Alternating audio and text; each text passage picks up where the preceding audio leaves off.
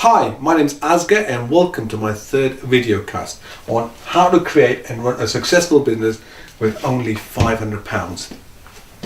So in the past video post, what we did, we talked about a SWOT analysis: strengths, weaknesses, opportunities and threats.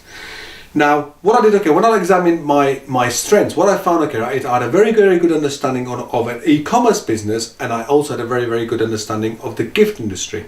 Now what I've decided to combine those two together and create a business which will be an e-commerce business selling personalized gifts.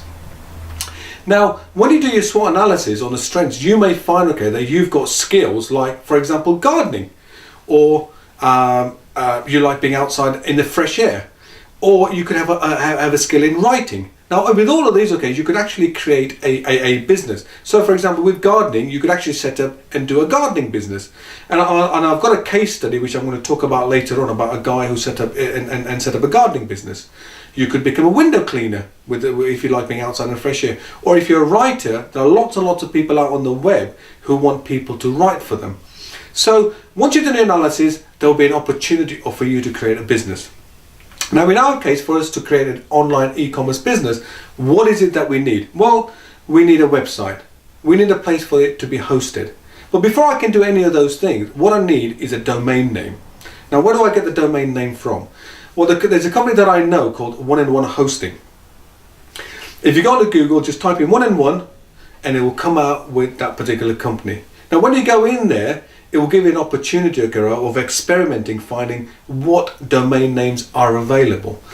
Now if you take, for example, my name Asger, which I'm very passionate about, but the problem is, if I type in the name Asger on Google, it will come out with lots and lots of people called Asger, but it'll have nothing to do with the gift industry.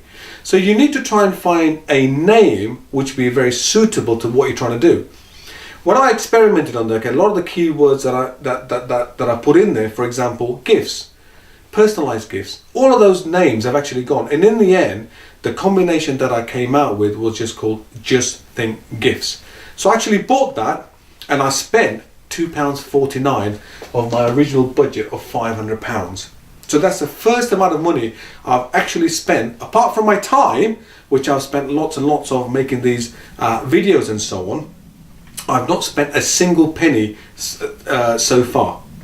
So now that I've got the domain name, what I can now do, is look at my website, and I can also look at where I'm going to host it, which we're going to talk about in the next few video casts that we're going to be doing. So till next time, here's me signing off.